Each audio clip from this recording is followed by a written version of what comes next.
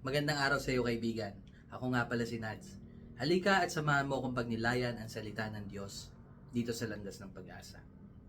Sa ating ebanghelyo sa araw na ito, na galing sa aklat ni Juan, ay mababasa natin kung paanong hindi agad naniwala si Tomas nang ihayag sa kanya ng iba pang mga alagad, kung paanong nagpakita at nakasama nila at nakausap pa ang Panginoong Jesus nung panahong sila'y nagkakatipon sa isang saradong silid at wala si Tomas doon.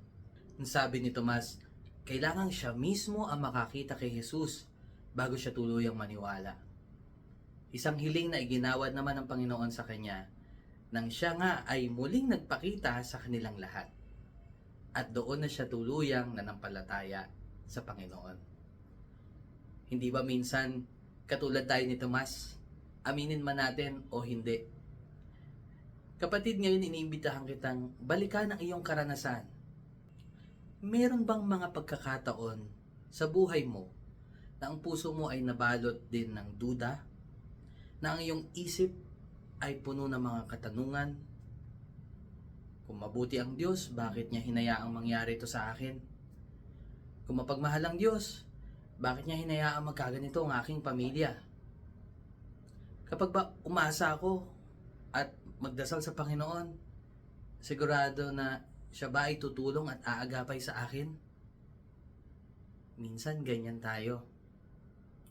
Kaya kaibigan, matanto mo sana na hindi ka nag-iisa. Ang katotohanan ay natural sa atin ang magtanong, ang magduda, bilang tayo yung mga ordinaryong tao.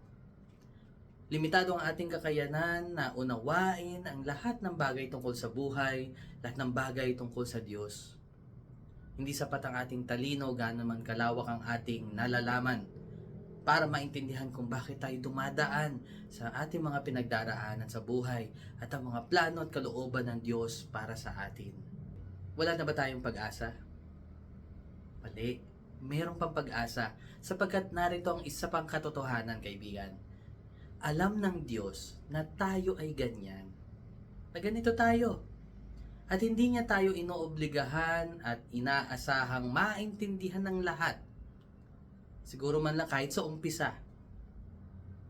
At kahit na tayo ay may mga tanong, pagdududa, kakulangan sa pananampalataya sa Kanya, lubos pa rin at hindi nagmamaliw ang Kanyang pag-ibig sa bawat isa sa atin. Yan ang ating pag-asa. Yan ang mabuting balita.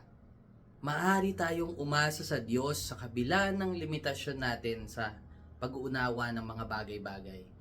Sapagkat alam natin na mahal tayo ng Diyos at tapat siya sa kanyang bawat pangako. At hindi yun magbabago. Kahit na minsan, tayo ay nakakalimot. Kaya ngayong araw na to, kaibigan, ang gawin natin ay hingin natin ang grasya at lakas ng Espiritu Santo upang magawa nating maisuko ang ating buong tiwala sa Panginoon. Kahit sa mga panahon ng pag-aalinlangan, pagdududa, at pagtatanong. Kaibigan, kung ikaw ay na-bless ng maikling reflection na ito, paki-like at paki-share ang video. Maging boses ng pag-asa sa mas marami pang tao.